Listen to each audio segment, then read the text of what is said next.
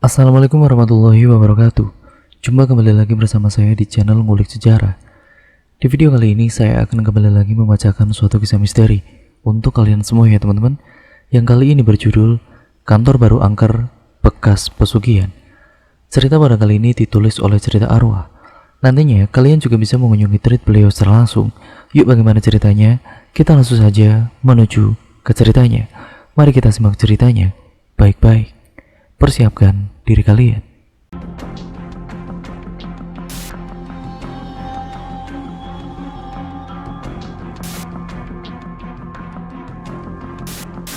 Pak Made, yaitu narasumber, bercerita jika pada tahun sekitar 2009 ia diterima bekerja di perusahaan yang bergerak di bidang telekomunikasi yang berlokasi di Jakarta yang masih tergolong dalam perusahaan startup saat itu.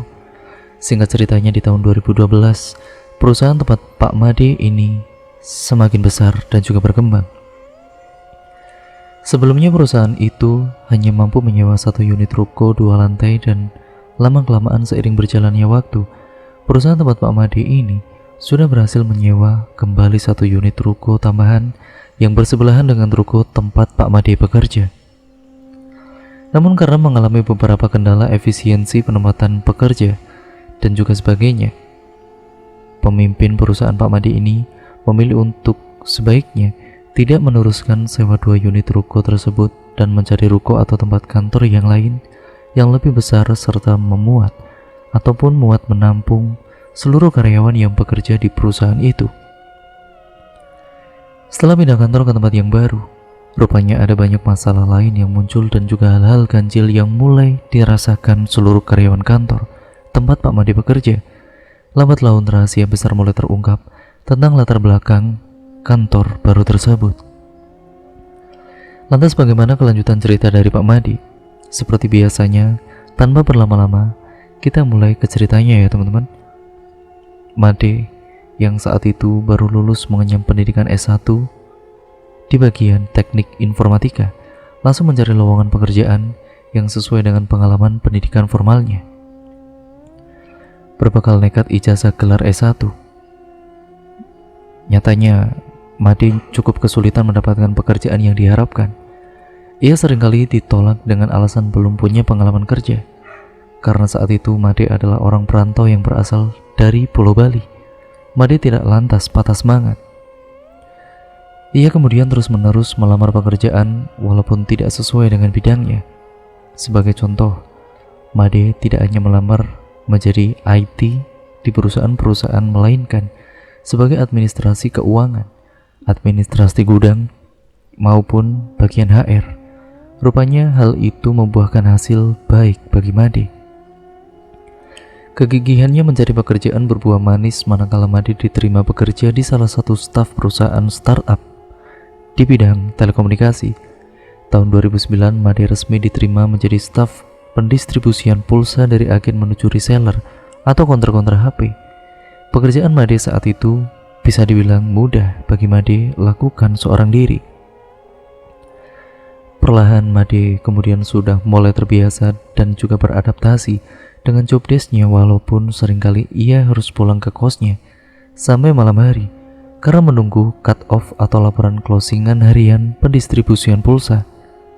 Karena hal tersebut, lambat laun satu persatu dari karyawan yang bekerja di perusahaan tersebut silih berganti terkecuali Made yang bertahan.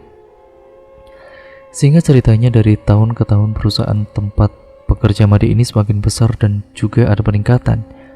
Awalnya karyawan yang hanya tidak sampai 5 orang kini bertambah menjadi 25 orang, termasuk di bagian divisi pendistribusian pulsa pada kala itu. Made pun kemudian ditunjuk sebagai kepala pimpinan yang membawahi 2 orang anak buahnya, serta banyaknya penambahan pegawai di berbagai divisi, membuat pimpinan tempat Made bekerja ini menyewa sebuah ruko 2 lantai yang berada tepat di sebelah ruko lama yang intinya bersebelahan. Di ruko lama ditempatkanlah divisi di bagian stokis gudang kartu perdana, bagian pendistribusian pulsa, bagian engineering. Ya, biar cepatlah seperti itu.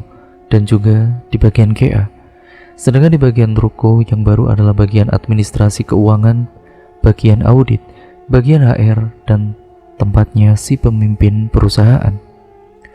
Ya awalnya sih semua berjalan baik-baik saja, namun banyaknya keluhan dari karyawan-karyawan karena ribet jika harus mencocokkan data antara divisi yang bersebelahan tempatnya.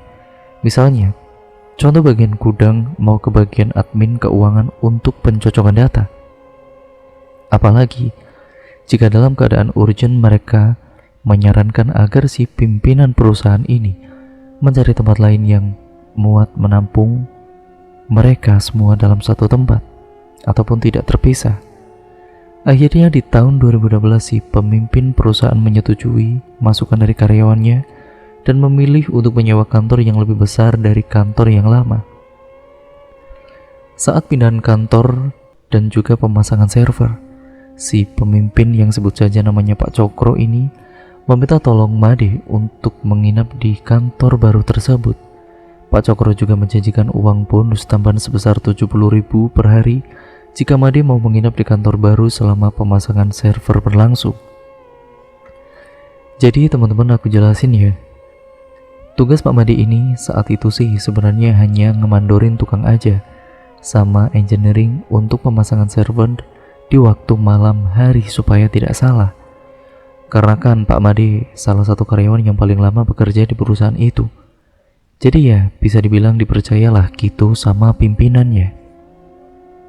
Kemudian sewaktu malam hari, Made ini beristirahat di ruangan yang letaknya paling pojok di kantor tersebut. Bisa dibilang malahan agak tersembunyi. Oh ya teman-teman, untuk info ya. Sampai di sini menurut pengakuan Pak Made atau narasumber, bahkan yang pertama kali menemukan ada sebuah ruangan tersembunyi di kantor adalah Pak Made itu sendiri. Jadi saat pertama datang ke kantor baru, Made ini mau ke kamar mandi, namun malah tidak sengajalah menemukan ruangan kosong itu yang lokasinya bersebelahan dengan ruangan server. Namun entah bagaimana, jadi pintu untuk masuk ke ruangan tersebut itu bukan semacam pintu kayu, melainkan dari bahan gipsum yang dibalut oleh wallpaper dinding. Jadi untuk sekilas, pasti orang tidak akan menyadari jika itu ada ruangan lain. Ketika Made ini membuka ruangan kosong itu, saat di siang hari pada kala itu, memang tidak ada satu hal yang aneh di dalamnya. Hanya saja ruangan berdebu dan juga kotor oleh sawang-sawang. Made segera membersihkan ruangan tersebut dan rencananya memang saat malam ia akan tidur di ruangan itu. Sebelum Made berencana akan tidur di ruangan server, namun karena ruang server ini masih dalam tahap perbaikan dan juga pemasangan komputer, kabel kelistrikan, dan juga lain-lain, Made memutuskan untuk tidur di ruang sebelahnya saja yang secara kebetulan ia temukan. Ketika di malam hari, mata Made sulit terpejam. Ia pun mendengar suara-suara bising di luar, padahal jam menunjukkan pukul 2:30 dini hari.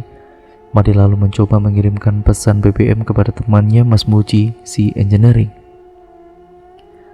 Mas, kok malam-malam gini masih kerja sih mas? Sudah tidur aja dulu mas, kerjanya bisa dilanjut besok, ucap Made. Made tidak menerima balasan apapun dari Mas Muji. Tapi suara bising itu masih saja ia dengar. Made kemudian keluar dari ruangan dan ia berniat untuk menghampiri Mas Muji di ruangan server. Tapi begitu Made keluar, semua hening dan keadaan gelap gulita. Made membatin, loh, kok semua sudah gelap gulita dan di ruangan server maupun di kantor semua sudah tidak ada orang? Gumam Made sambil berjalan melihat-lihat ke sekeliling isi kantor. Suasana mendadak menjadi hening dan sudah tidak terdengar lagi bunyi bising suara-suara ketukan di dinding serta suara langkah kaki seperti yang ia dengar dari dalam ruangan. Saat Made ingin kembali ke ruangan untuk melanjutkan tidur kembali, Made dengan jelas melihat si Mas Muji sedang berdiri menghadap ke ruangan Made sambil kepalanya tertunduk. Loh, Mas Muji ikut nginep juga disuruh Pak Cokro ya? Dikira saya aja mas yang nginep di sini. Padahal kata Pak Cokro, Mas Muji lemburnya cuma sampai jam 11 malam saja, cerotos Made. Mas Muji si engineering ini tidak menjawab apa-apa, hanya saja terlihat kepalanya mengangguk saat ditanya. Karena Made yang saat itu mulai mengantuk dan ia terus permisi kepada Mas Muji yang ada di depannya untuk masuk kembali. "Permisi Mas, saya mau lanjut tidur lagi ya." Sambil membuka pintu ruangan. Di dalam ruangan itu, Made merasa perlakuan Mas Muji ini kok agak aneh. Mas Muji hanya berdiri mematung di depan ruangan yang dipakai Made untuk tidur. Dah, keesokan harinya, Made terbangun mendengar suara bising bor, ketukan palu, suara orang geser-geser meja dan peralatan kantor. Namanya juga kan baru pindahan ya teman-teman. Kebayanglah gimana berisiknya, apalagi keadaan kantor masih dalam keadaan yang kosong. Jadi suaranya itu ya terdengar banget menggema. Made segera kemudian membuka pintunya dan benar saja, kini suasana di kantor mulai ramai kembali dengan para pekerja yang sebagian merenovasi kantor dan sebagian lagi sedang sibuk tarik jaringan menuju ke server. Made lalu berpapasan dengan Mas Muji yang sedang berjalan menuju ke ruangan server. Beli Made, kamu tidur di mana semalam? Saya mau pulang jam 10:30 malam cariin kamu, buat kasih tahu kalau saya nggak bisa pulang jam 11 tepat karena istri saya sedang sakit. Saya pikir kamu nggak jadi nginap. Ya udah, semua lampu saya matikan dan kunci saya bawa. Mendengar pengakuan dari Mas Muji, Made langsung bengong. Ia yakin jika semalam yang ia lihat adalah Mas Muji. "Ya udah Beli, aku lanjut kerja lagi ya," sambung Mas Muji sambil kemudian menepuk pundak Made. Made seketika terhenyak dan berusaha meyakinkan jika semalam mungkin dia ini sedang bermimpi atau berjalan dalam keadaan setengah sadar dan juga tidak sadar.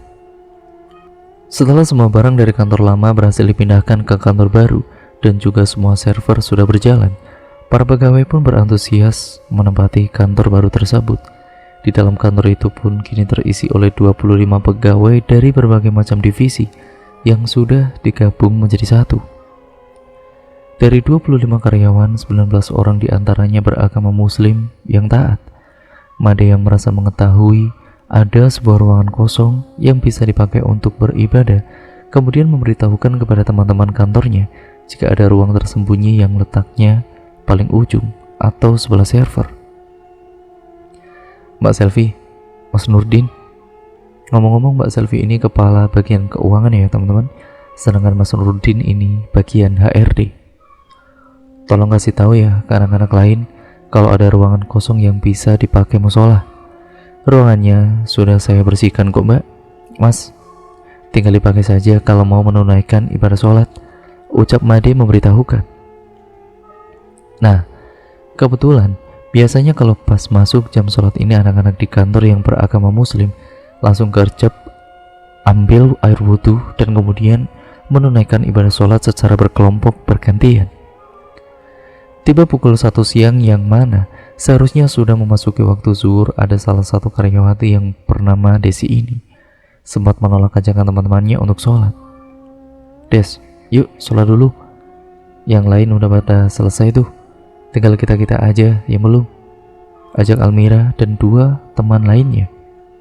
"Antar dulu deh Mir, lu duluan aja deh." "Gak apa-apa, sholat sendiri juga. Kerjaan gue masih banyak nih," tolak Desi. Giliran Desi mau menunaikan sholat, ia sempat melihat teman-temannya barusan sudah kembali lagi ke meja masing-masing, yang artinya sudah selesai ibadahnya. Desi langsung pergi sendiri untuk berwudu dan juga membawa mukena serta sajadah miliknya ke ruang tersembunyi yang kini sudah beralih fungsi menjadi ruang musola. Begitu masuk ke musola, Desi terkejut sekaligus heran kok bisa temannya Almira yang ngajakin Desi sholat barusan masih ada di ruang musola yang sedang berdiri dengan posisi membelakangi Desi serta masih lengkap memakai mukena. Karena Desi berpikir Almira ini masih sholat ya, jadi ya udah si Desi ini ya sholat aja gitu tepat di belakangnya Almira. Ketika Desi ini sholat, ia sempat tidak fokus sebab kok bisa si Almira tidak gerak-gerak badannya.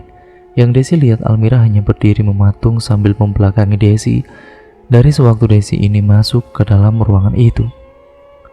Begitu si Desi ini masuk ke bagian ruku di rakaat kedua, secara otomatis Desi ini menatap fokus ke bawah sajadah dan ia benar-benar syok manakala ia melihat juntayan rambut gimbal panjang banget. Dan setelah diamati benar-benar itu berasal dari Almira yang ada di depannya. Desi seketika terdiam dan juga benar-benar tidak mengerti apa yang terjadi. Kok bisa ya tiba-tiba muncul juntayan rambut gimbal yang panjang sampai menyentuh ke sajadah Desi. Ternyata si Almira yang sedari tadi berdiri di depan Desi kini menoleh dengan wajah yang Masya Allah, na'udzubillah min dzalik, tidak karu-karuan bentuknya. Persis seperti kuntilanak yang wajahnya ini pucat banget menyeringai menatap ke arah Desi. Sontak saja Desi ini tidak sadar, dan begitu Desi sadar ia sudah dikerubungi oleh banyak orang di kantor sambil kepala dan hidungnya diberi minyak kayu putih. "Des, sadar dong Des," ucap Ibu Selvi yang menepuk-nepuk pipinya. Desi kemudian menceritakan kejadian jika barusan melihat setan di ruang musola dan lalu ia tidak sadar. Pengakuan Desi seketika membuat gaduh seisi kantor tersebut, tidak terkecuali Made yang ikut berkomentar dengan pengalamannya melihat Mas Muji saat menginap. Namun rupanya Mas Muji sudah pulang lebih awal pada kala itu. Dari mulai kejadian pingsannya Desi di ruang musola serta pengakuan dari Made, para karyawan ini enggan jika harus menunaikan sholat sendiri-sendiri di ruang musola itu. Sesudah dua kejadian aneh tadi muncul kejadian lain manakala saat itu. Ini cuma berselang 3 hari ya teman-teman dari kejadian si Desi. Divisi Finance yang dikepalai oleh Ibu Selvi mengadakan lembur. Walaupun memang sih tidak semua anak divisi yang lembur, tapi setidaknya ada beberapa nama yang terpilih untuk lembur, yaitu Desi, Almira, Rara, dan juga Ibu Selvi. BTW atau ngomong-ngomong, di sini jam lembur kantor tersebut itu hitungannya 1 jam ya teman-teman, tambahan dari jam pulang sore kala itu. Jadi contoh simpelnya si kantor itu pulang jam 5 sore. Nah, diberi waktu deh 1 jam untuk istirahat, dan setelah itu baru masuk hitungan lembur di jam 7 dan seterusnya. Karena sewaktu itu kerjaan di bagian keuangan ini sedang menumpuk untuk closing akhir bulan, jadi mereka berempat ini sepakat untuk jam istirahatnya yang 1 jam tadi dipakai hanya untuk sholat maghrib saja, dan kembali ngerjain laporannya walaupun mereka tidak dihitung lembur waktu istirahat 1 jamnya. Dan begitu mereka selesai menunaikan ibadah sholat maghrib bersama-sama, mereka langsung ke meja masing-masing membuat laporan. Kebetulan meja Ibu Selvi ini letaknya agak di paling ujung yang mengarah ke meja anak buahnya. Saat Bu Selvi ini sedang membuat laporan, matanya melihat ada seorang lelaki berbadan tambun memakai pakaian rapi ke meja celana bahan yang tiba-tiba berjalan menuju ke meja si Desi. Anehnya mulut Bu Selvi seolah seperti bungkam, hanya saja ia terus memperhatikan lelaki itu yang langsung menghilang. Ibu Selvi terus beristighfar di dalam hatinya, sampai pada akhirnya Desi ini tiba-tiba menjerit dan juga kesurupan. Sontak saja semua karyawan yang ada kaget bukan main. Desi yang kesurupan itu marah-marah karena ruangan kosong sudah beralih fungsi menjadi musola. Ibu Selvi segera meminta bantuan security kantor untuk merejang tubuh Desi agar tidak meronta-ronta, serta dengan sekuat tenaga Bu Selvi dan juga teman-temannya yang lain mencoba mendoa-doakan Desi sampai kembali sadar.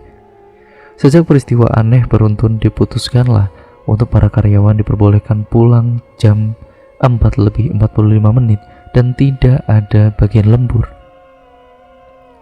Jika ingin lembur, pekerjaannya bisa dibawa pulang ke rumah masing-masing tanpa harus standby di kantor. Rupa-rupanya tidak hanya sampai di situ saja keganjilan yang mereka rasakan, entah bagaimana perlahan suasana kantor pun menjadi sangat berbeda. Banyaknya pertengkaran antara karyawan satu dengan karyawan yang lainnya membuat hawa di sekitar menjadi tambah negatif. Made pun mengakui terkadang ia bisa tiba-tiba ingin marah-marah tidak jelas kepada anak buahnya dan juga antar sesama karyawan yang sebelumnya akur, dan kemudian Muji itu banyak masalah dan juga banyak keributan setiap harinya di kantor. Puncak dari segala macam prahara yang terjadi di kantor tersebut adalah waktu 3 bulan. Sudah ada 7 karyawan yang mengalami kecelakaan saat ingin berangkat maupun pulang kerja salah satunya dialami sendiri oleh Made. Saat itu Made yang kebetulan dimintai tolong oleh Pak Cokro untuk mengirimkan atau mendistribusikan kartu-kartu perdana ke counter-counter pulsa menggunakan mobil kantor. Tiba-tiba mobil yang dikendarinya itu mengalami remblong sehingga harus menghantam trotoar jalan. Beruntung keadaan Made ini masih bisa selamat walaupun hanya luka-luka ringan saja dan tangan kirinya patah. Pak Nurdin CHRD kemudian buka suara juga jika sepertinya rentetan kejadian demi kejadian di kantor baru ini ada campur tangan sesuatu yang tidak kasat mata. Pak Nurdin rupanya pernah mengalami pengalaman mistis saat waktu ia berada di kamar mandi. Secara tiba-tiba ia melihat sosok laki-laki bertubuh tambun dengan mengenakan kemeja dan celana kain yang hanya berdiri di depan cermin. Pak Nurdin CHRD pun kemudian langsung mengenali jika lelaki itu bukan karyawan yang menjadi bagian perusahaan. Pak Nurdin lalu menyapa, "Pak, Bapak mau cari siapa dan ada perlu apa di sini?" tanya Pak Nurdin. Lelaki tersebut hanya diam saja, bahkan menolehkan wajah ke arah Pak Nurdin pun tidak. Pak Nurdin yang kesal kemudian menyelesaikan buang hajatnya, namun begitu Pak Nurdin menoleh ke arah si lelaki, ia sudah menghilang. Cerita dari Pak Nurdin dan juga pendapat beliau langsung ditanggapi oleh Made. Kalau benar begitu, kebetulan minggu ini Biung dan Aji saya dari Bali mau datang menjenguk saya. Biung saya ini di Bali seorang cenayang, Mas. Mungkin ia bisa melihat apa yang terjadi di sini, jawab Made. Oh ya udah Bli, bagus kalau gitu. Biar nanti saya izin ke Pak Cokro untuk memperbolehkan Biung atau Ibunda Bli Made melakukan ritual jika diperlukan untuk membersihkan hawa negatif yang ada di kantor ini, jawab Pak Nurdin.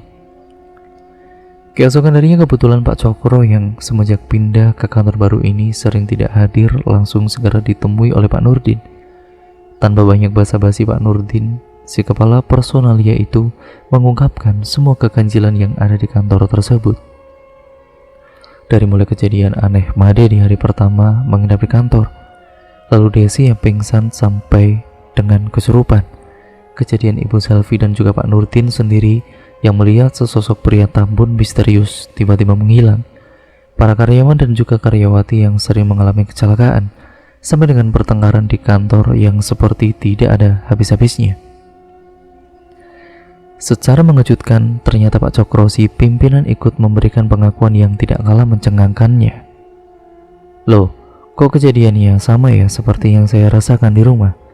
Setelah pindah ke kantor baru, saya pun merasakan ada sesuatu yang tidak beres.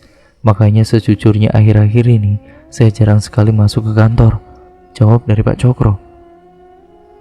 Pak Cokro lalu menjelaskan saat awal pindah ke kantor baru ia selalu dimimpikan hal-hal yang aneh, yaitu lehernya dililit sebuah juntayan rambut gimbal yang panjang sekali. Mimpi itu terus dirasakannya selama 3 hari berturut-turut. Setelahnya Pak Cokro sering mendapati anak sulungnya yang bernama Satrio yang berumur 15 tahun ini berjalan sendiri dengan mata yang terpejam. Ketika Satrio dibangunkan dari tidur berjalannya itu, ia mengaku jika lehernya dililit juntayan rambut gimbal. Pak Cokro seakan percaya, tidak percaya dengan ucapan Satrio, sebab apa yang dimimpikan oleh Pak Cokro kok bisa sama dengan Satrio. Satrio pun menjadi sering sakit-sakitan. Tubuhnya menggigil saat selesai maghrib sampai dengan jam 2 dini hari. Tapi setelahnya tubuh Satrio ini seperti baik-baik saja, tanpa ada tanda-tanda gejala penyakit. Satrio juga menjadi sangat penakut. Ia tidak betah jika sendirian di rumah karena sering melihat sosok kepala wanita yang berambut sangat panjang melayang-layang di langit-langit kamarnya, persis seperti yang ada di dalam mimpinya. Akibat dari kejadian aneh yang dialami Satrio si anak sulung Pak Cokro, hubungan antara suami istri itu pun ikut merenggang. Pak Cokro meminta istrinya yang sama-sama pebisnis agar menemani Satrio di rumah sampai keadaan Satrio stabil. Tapi nyatanya sang istri pun meminta waktu Pak Cokro untuk turut andil bergantian mengurusi Satrio. Hal sepele di rumah pun bisa langsung membuat pertengkaran antara Pak Cokro dan juga istrinya. Hingga puncaknya, Pak Cokro mau tidak mau mengalah bergantian menemani Satrio di rumah. Atas semua permasalahannya itu, Pak Cokro berantusias ketika mendengar Pak Nurdin akan memanggil ibu dari Mas Made yang kebetulan akan berkunjung menjenguk anaknya. Wah, boleh tuh. Sekalian deh, kalau bisa ibundanya Made ini tolong datang juga ke rumah saya. Tolong dicek ada apa ya dengan rumah dan juga keadaan rumah tangga saya ini. Padahal awalnya saya suuzon jika ini mungkin perbuatan rival bisnis yang iri, jawab Pak Cokro. Pak Cokro sampai memanggil Made untuk mempercepat waktu kedatangan ayah dan juga ibundanya, Aji dan juga Biung, ke Jakarta, serta semua ongkos perjalanan akan dibayar oleh Pak Cokro. Selain itu, Pak Cokro sampai berjanji memberikan bonus jika semua permasalahan yang ada di kantor serta di rumahnya ini bisa terpecahkan dan bisa terselesaikan. 4 hari kemudian, Made dan juga Pak Imron, yaitu supir kantor, lalu menjemput kedua orang tua Made di bandara. Atas perintah Pak Cokro, sesudah menjemput dan juga menjamu makan siang kedua orang tua Made ini, rencananya mereka akan bertemu Pak Cokro di rumahnya.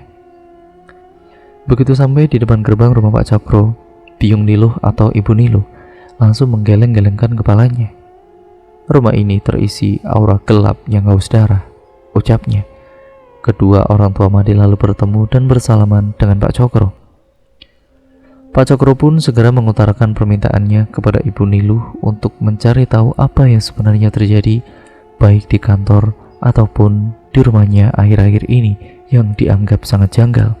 Pak Cokro masih kukuh dengan pendiriannya jika mungkin ini ada hubungannya dengan rekan bisnis yang mungkin iri dengan kesuksesan dari Pak Cokro.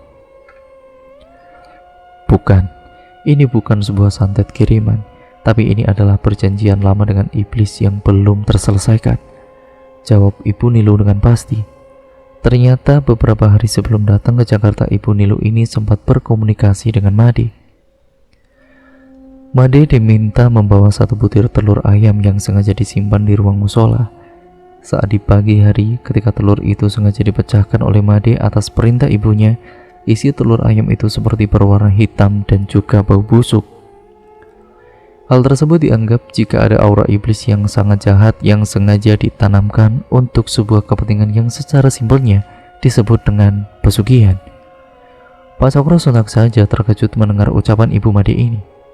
Sebagai muslim yang taat, Pak Cokro berani bersumpah jika dirinya sangat menjauhi perbuatan musyrik seperti itu. Saya harus menyelidikinya di kantor Bapak terlebih dahulu. Sepertinya ini semua ada sangkut pautnya dengan kantor yang baru ditempati, jawab Ibu Niluh. Tepat di hari esoknya, seluruh aktivitas kantor diliburkan oleh Pak Cokro. Hal itu disebabkan karena Pak Cokro meminta Ibu Niluh untuk melakukan penelusuran secara goib dan melakukan pembersihan. Ibu Niluh lalu diarahkan oleh Made langsung ke tempat ruang tersembunyi yang dipakai untuk musola. Menurut Made dan juga kawan-kawan lainnya, disitulah tempat yang dirasa paling angker dan hawanya dingin agak lembab. Ibu Niluh lalu kemudian bersila memejamkan mata serta mulutnya berkemat-kamit merapalkan bacaan doa di dalam ruangan tersebut.